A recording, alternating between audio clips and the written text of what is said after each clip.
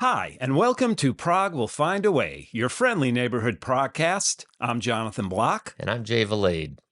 You know, we often are like, there's no news.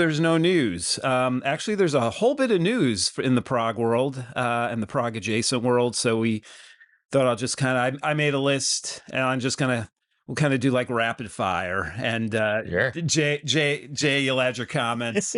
One thing I did want to say, though, thanks everybody for watching all our episodes, obviously, but the Peter Gabriel episodes, I had it written in my head. I wanted to bring it up and I forgot to. If you subscribe to any of the streaming services, there's actually a digital only Peter Gabriel collection called Flotsam and Jetsam, named after the song on Peter Gabriel 2, but that collects essentially all his B-sides, all the kind of different mixes that have been out there, some of those German speaking singing songs from right at the beginning all the way up to the present. It's like a million songs. Right. Which is always very cool because there's other bands that I like that are not prog that I would collect all their singles, and they'd always, with their European releases, have, put it out on two CD singles so that they would get higher on the charts. And each of the singles had 2 extra songs on them.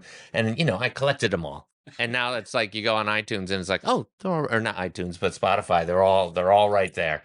And I'm like, all that hard work.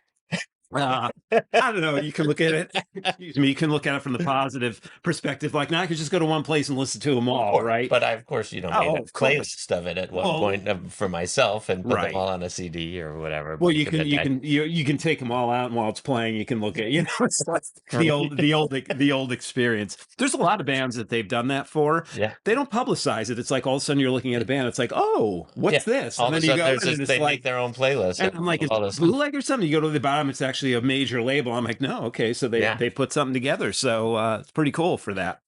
All right, let's get in the news here. Some of this stuff is minor news, but we may have talked about it. So and a lot of it is release related, as opposed a lot to of releases. Oh yeah, it's not like Pink Floyd is getting back together or something like that. That's not happening. But we had talked a few episodes about King Crimson and playing in Connecticut on July 4th, 1984. I talked about that show, and they must have heard me because they released it.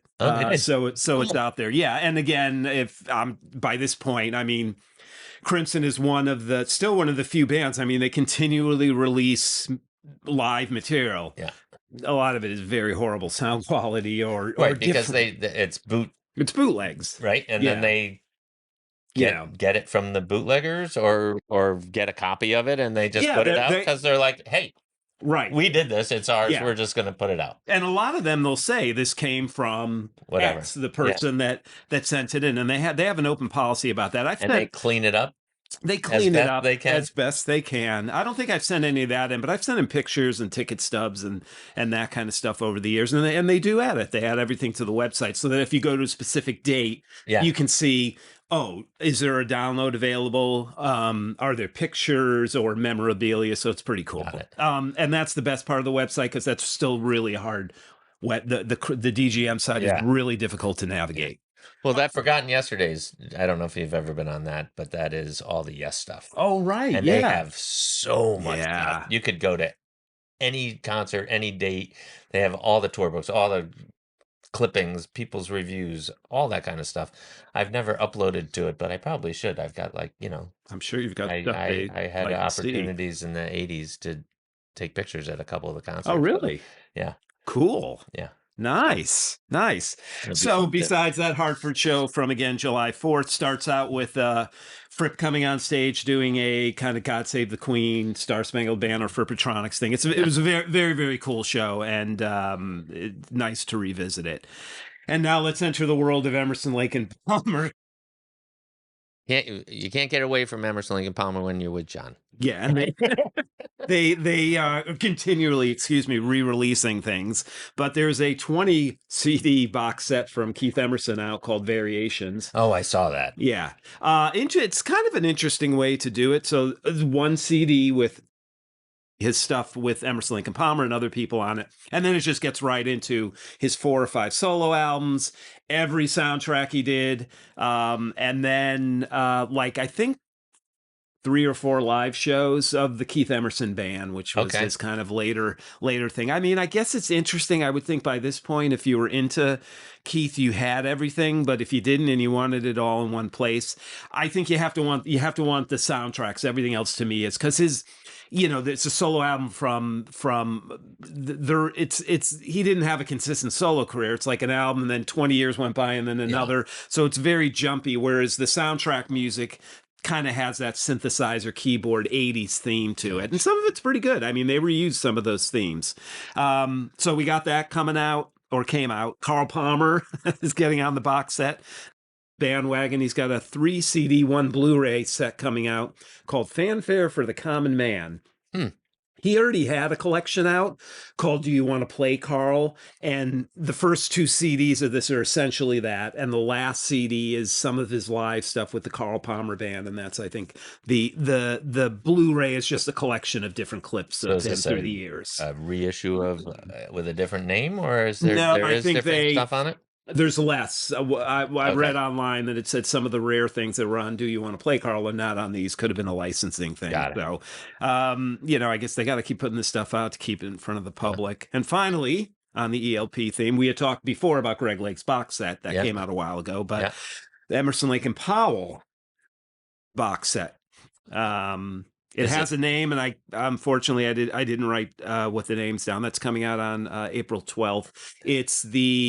I believe it's the album, the studio set, the Sprocket sessions, which was in the studio, even though they rehearsals and that, and then there's a live show too. I actually went back and listened to. I've always listened to studio album. I like the first. Obviously the first side, and then Touch and Go was his first song on the second side, and then they lost me after that. But I never listened to the Sprocket session, so I went and listened to it. It was cool. Carl Cozy Powell was actually, I mean, I never thought he was bad, but you always thought he was a little more straight ahead or rock and roll. Yeah. But actually he wasn't. There's a lot of songs where he wasn't. I'm like, how'd I miss that? And then I think it was probably because at the time it was, Carl Palmer's not there, and you're used to his busyness, and so you automatically just say, oh, he's just mailing it in when he was actually doing a very good And you got somebody with a P. You got somebody with that in their name. But this is funny. So I go on, because everything you do now is interrelated. So somehow, YouTube knew I was listening to Emerson, Lake and Powell. So I get on YouTube and I'm served up Emerson, Lake and Powell hosting MTV. Oh, really? In like 1985, I think it was. And that was actually hilarious. It really was hilarious. So look that up. It's pretty interesting. Because they were funny, or because they were so out of step? Actually, they were humorous. Now it seems like they're out of step, but I can see at the time, having watched that, not feel like they're out of step. But when you look in the context of history and you're like, it's Emerson, Lake and Palmer in the middle of the 80s, even though they're only like 3 or 4 years older than the popular bands, it seemed like they were really old. But at that point, I mean, at least me, I was hungry for anything prog, and you took whatever you could find. So particularly on MTV, where it was few and far between. So in the meantime, if it is a new release thing, John doesn't have it on his list, but I just saw that Yes, for their new album Mirror in the Sky, is re-releasing it as a CD with a Blu-ray Atmos mix and all that kind of stuff. Oh, who's doing the Atmos mix? I don't know. I just saw that it was getting re-released because, not re-released, but just a new edition of it because it just came out. But they're doing this European tour, so I think they're releasing it in time for the European tour. Okay. So, I think it's a 2 CD and 1 Blu-ray kind of combo mix. So yeah, I mean, let's just to stay on the Atmos thing, because there's so many. It's funny how it's almost like the floodgate opens. Part of it, I think, is, at least, I don't know about Spotify. I know about Apple. Apple Music is pushing Dolby Atmos. They're really pushing it. So I think it's great. You're starting to see all these, but one of the boxes coming out I want to talk about coming out at the end of March is Nectar's Recycled.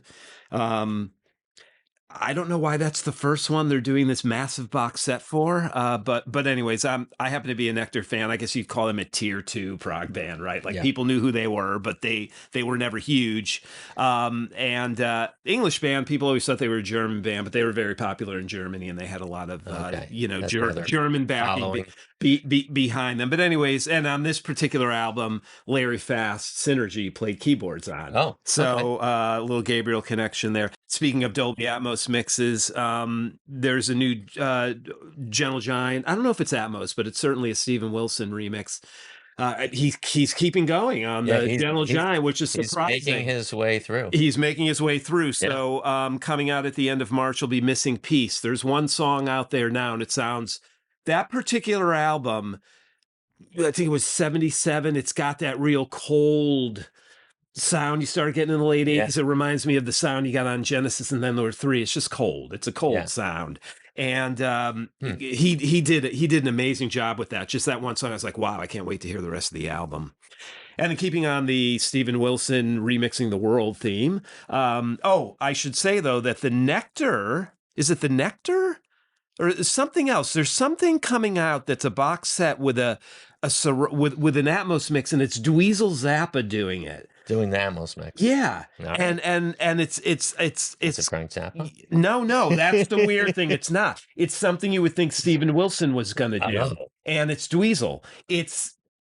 And people are like, why is Dweezil doing this? Like, not that they don't think he can do it. And but I can't. That the other ones were done by Stephen, or it would just be in his wheelhouse. It would be in his wheelhouse. When I think of Prog or Prog adjacent, because he's done more than Prog, you know. Oh yeah. And he's done Roxy is on the edge, but didn't he do Sabbath? Did he do Sabbath? And he did the Tears for Fear stuff. Yeah, he did something. Chicago, of course. I don't know why I love him. One of my favorite albums. He did that. So it's he was talking on his podcast about they were doing 1977, and he was just saying how Going for the One was one of his touchstone albums of that year, but that they can't find the master. So all you people waiting for the Stephen Wilson remix of Going for the One, you're not gonna really get it. So who knows? Somebody could find it in somebody's attic someday. Rick's garden shed, curry shed. But one more kind of Stephen Wilson. It's coming out on vinyl. Is the Chateau Disaster tapes from Jethro Tull. So for those folks that don't know, right, this is the lost album between Thick as a Brick and Passion Play. They got about 3 sides worth. And then they abandoned them. Everybody blames the studio, the Chateau d'Orville in France, which is Honky Chateau, that John. But everybody who goes there ends up complaining about it. It's like cursed or something. So Ian Anderson was not happy with it. And they just trashed everything and they started from scratch and did Passion Play. Some of the music themes ended up on that. A lot of them ended up actually on War Child. But this is not new mixes. These are the Stephen Wilson mixes he did in 2013 for the Passion Play box set. Now they're pulling out those tapes and just putting them on vinyl. Okay. 3 sides of vinyl, and I think the 4 sides of picture. Right. So, well, that's what they did that for John Anderson's newest album, which isn't that new anymore. His Thousand Hands album was 3 sides, right, and then the other side was like a swirly thing that I don't know why you would put it on, but if you put it on, it would swirl around and look cool on your turntable, but there's no music, there's no grooves. No, like you can't just put the needle down. There's no grooves at all. Oh, that's wild. It's like, well, Well, you put the when am I going to put that on? When you put the CD on. Okay. But anyway, they had to put something, obviously. So they pulled those out and they're putting that out. So what else we got here? So new stuff. We actually have new stuff. We did talk a little bit about Steve Hackett's album, the Circus and the Night Whale. It's out. I listened to it a few times. It's a concept album. I have to be honest, I didn't listen close enough to get the concept. But it's not like there's some running musical theme. There's some proggy moments, but I don't know. I'm still on the fence about what I really think. I have not listened to it yet, but the idea of a concept album that you're listening to on iTunes without the book in front of you, without reading the lyrics, without all that kind of stuff, I don't know that you're going to get it on your first couple listens. Right. Because unless you're, Well, you can see the lyrics, oh, you can. but that doesn't. It's not the same. You can see the lyric for the song you're on. Got it. So you really have to listen from the Yeah, first yeah, to have to the be last. Yeah, watching. it's not. You're Your point is well taken. The experience is completely different. right. It's definitely give it a listen. I will. I'd love to hear what you Well, I think. saw that The like a last thing- single had been released or something, or they were releasing a couple Yeah. songs at a time. I didn't realize the whole thing was Yeah, the out. whole thing is out. There's some real nice proggy themes in there. Obviously, his guitar playing is still iconic. Yeah. I was thinking about this the other day. I'm like, do we have to say positive things about stuff? Because if we ever have guests, no one's ever going to come on here. It's just apologies, Steve. We don't mean it. Please come on someday. No, I love you. I love As if. as if. But it's a good album. The thing I will say, it's his best album. The only one that I've wanted to listen to multiple times in a while, Okay. and not just because they said it's going to be a concept album. I mean, all his albums are. It's just. It sounds like it had. It sounds like he sat down and thought about the whole thing and then executed it. It wasn't like as opposed to wrote a bunch of songs that could have been written. Exactly. It does hold together as a thing. So good. And then another one I've listened to, I have to admit, I've listened to this like 10 times, is the new the new Pineapple Thief album with Gavin Harrison on it, of course. Yep. Brian Sood, I think, is the guitar player, Bruce. and Bruce. Yeah. It's I like it. I just Don't a lot love of it. No, it's not that. I'm trying to say something without being negative, because I actually like them as a band, and I love their sound, and I love the way they mix. And then I found out actually that the Bruce mixes, so you can send him your music and he'll mix. And I'm like, oh, okay. So I'm intrigued by that. So Jim and I've been talking to Jim. I'm like, this guy, the sound they get is amazing. And then the keyboard player masters. So I'm like, oh, so I'm like, oh, anyways, the sound and everything is good. I try to get away from, like, we were talking about this off camera about like some 80s prog and 90s prog. To me, it's a lot about the atmospheres. It's that whole. It's also the melding of the electronica, the orb, and all that stuff, where you're getting these more.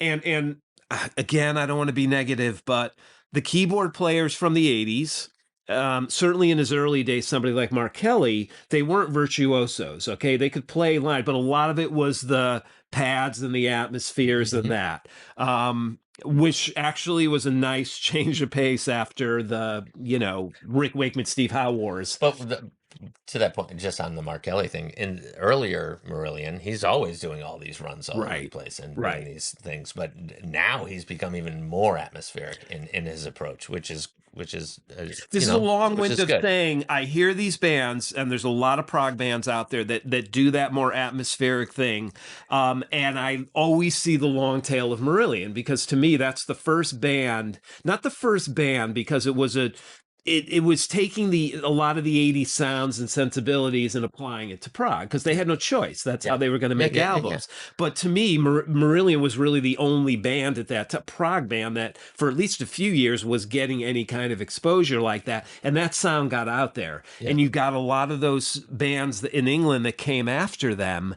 that I think kind of went a lot in the same. I mean, some of them name themselves after Marillion songs. You know what I mean? So, and to me, it's there's a certainness there that's different from like a lot of these American bands. Versus Pineapple Thief, which I think they came out of more of the Porcupine Tree kind of zone of prog, and I really like the I didn't really have the first couple that they had on like the very independent record label kind of stuff, but their first, not mainstream release, but their first bigger label release.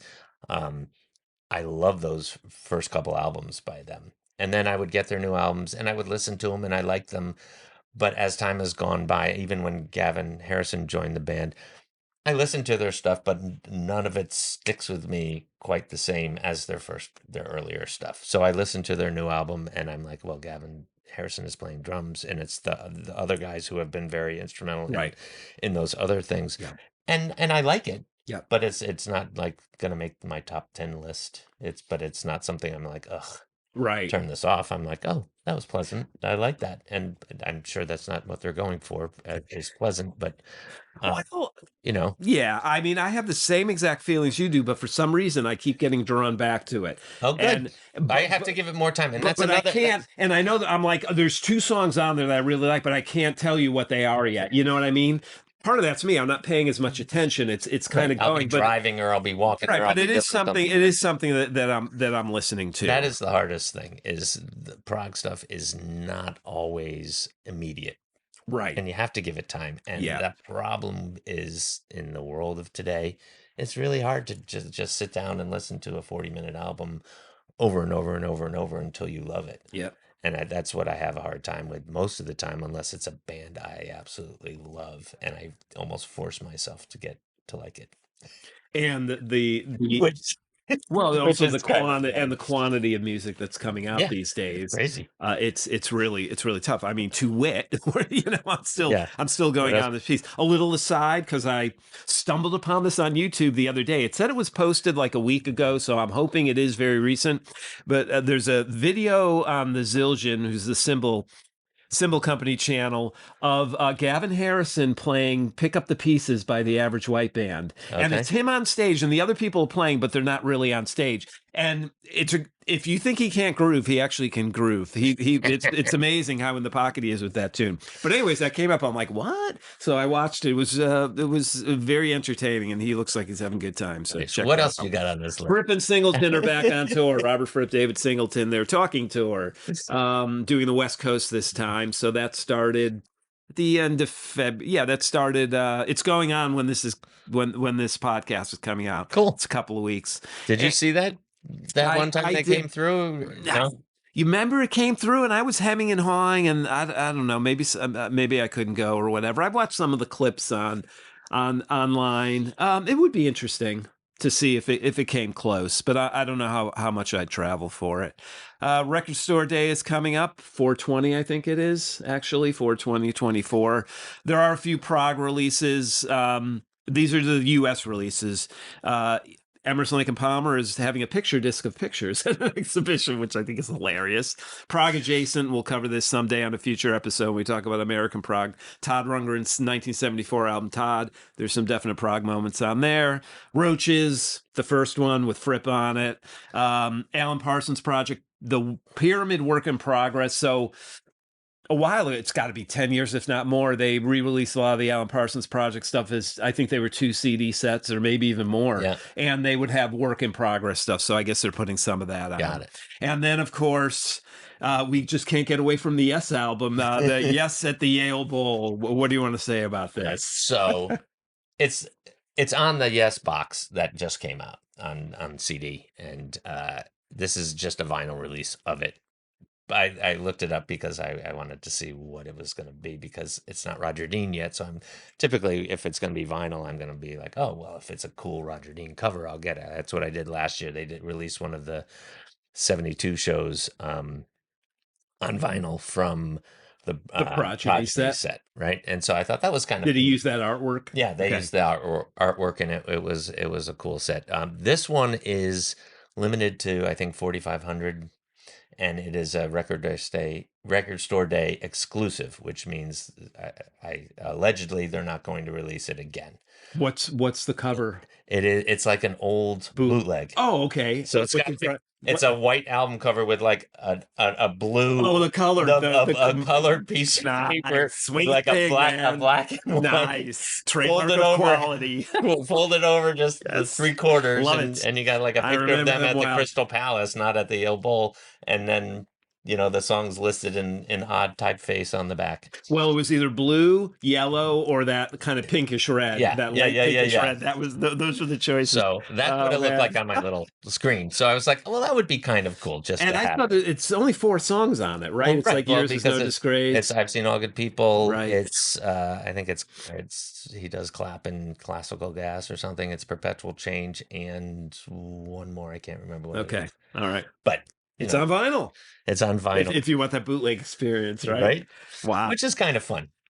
But I don't know what the market is for all these things, because I watched a couple of these people going through that they said this is going to be the best record store day ever because of what they were Oh, putting out, and I don't think they mentioned any of those. right. And you were also saying this is just the U.S. Yeah, and I was looking to see what was coming out in UK, and sometimes the websites are a little wonky. But by the time I got through it, there was I didn't even get through the whole thing. I got tired. But Steven Wilson is doing a bunch of Harmony Codex remix stuff on a record instead of digitally releasing them all. So nice. that's floating out there. Last year they did a Porcupine Tree EP. Oh wow. All like the from what was it? I can't remember what album. From Deadwing, I think it Deadwing. was Deadwing. All the kind of outtake ones, and Right. so they're now on one 4-song EP on vinyl. So Cool. that was kind of cool. So I did pick that up. So you're flying over there. Yeah, I'm flying Let's hear over flying over to get the Steve Wilson remix. Harmony Codex Yeah. remix. Yeah. There you go. And one more thing. So another kind of newish prog band. It's called the Chronicles of Father Robin. It's like a super Swedish super group consisting of members of Wobbler, Jop, and a couple of other bands. And they've put out 3 albums since like November. I think the first one came out in November, Volume 1, and then Volume 2 is December, and then the last one came out. It's cool. Just look up the Chronicles of Father Robin. There's 3 albums, 1, 2, and 3. Listen to them. It's they're all over the map. They're all over the map. Every prog touchstone. I have not heard the third one. I've just heard the first 2. The first one so far, I think, is still the best. The second one was a little more mellower. This is kind of like a mix of the two. But yeah, it's like 1 minute you're like, oh, okay, Genesis, and then you just goes through the count. Like they sound like they're having a blast, and it's cool. So, and the last thing I got is these is just rumors again. Prog adjacent fusion. Mahavishnu Orchestra apparently is coming out with they're talking about a massive box set, to the point where somebody who is in charge of the catalog had to come into a forum and say, no one ever said any of this. So I don't know where you're getting this. But yes, things are in things, but people had already decided what was on them. Yeah. So anyways. So yeah. There's stuff coming out. Always. Which is good. Yeah, I mean, it's huge. Prog always finds a way. We went dark on our news for a little while, and here we go. I know. We have to dedicate, but if this, I mean, it's a lot of stuff going on in the prog world, so maybe every few months we'll have to do that. So Record Store Day. Do you ever do anything with Record Store Day? I don't. I've looked in the past and I've been like, oh, I'd really like that, and then I just know that I like things and I buy them and I look at them and I like them, and then they go somewhere that I still own them, but I never look at them. And but believe me, I'm very tempted sometimes. And I love looking afterwards, because I know stuff's exclusive, but that doesn't mean everybody bought it that day. And you can go into stores, and there's some stores where they'll have a section. It's like, the Record Store Day section. And I love looking through that, because it's like, and I remember seeing like the Genesis 3x3 EP a couple of years ago. I'm like, I should buy that. And then I'm like, actually, I think I already have this. Well, what gets me is if you're not up on it, and I'm not, I don't want to get one that's a Record Store Day first. Right. That just 3 months from now it's going to come out again, but it's going to be a splatter vinyl instead of a whatever at half the price. Yeah, and it's not something that I have to have, but if it's an exclusive thing that's more of a collectible, I'll probably go and spring for it. But I'm not going to wait in line for hours for it. Right. Yeah, I don't. That's just a whole world I know I could get sucked into, and so I've tried to stay away, because I miss the one day I miss those days. Do you know if the local one downtown does record They store do. day still? Yes, they do. Okay, because Yeah.